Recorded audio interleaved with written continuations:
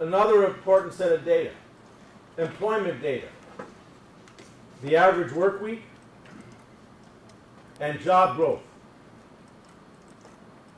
Look at job growth. This is in the private economy. We were adding about 300,000 jobs a month in the late 90s. For a while, after the 2000-2001 recession, we were losing jobs.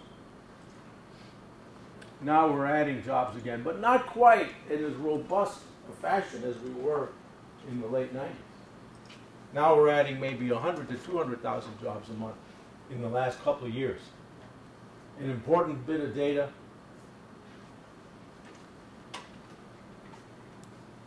We'll look at it again.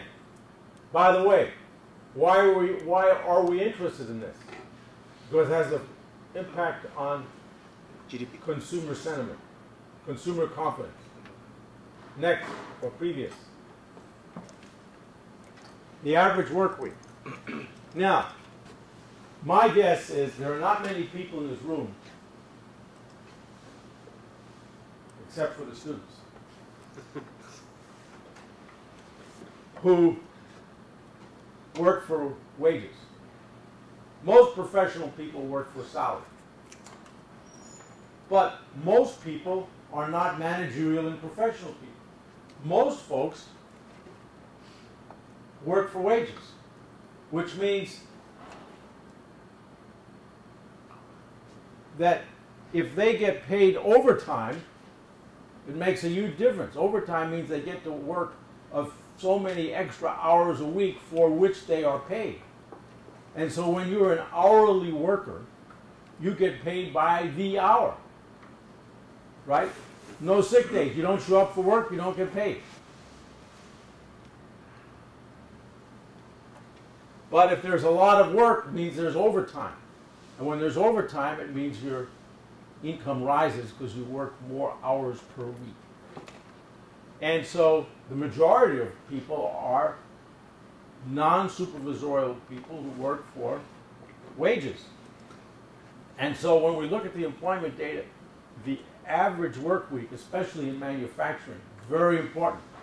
And you can see in the late 90s that the average work week was quite long.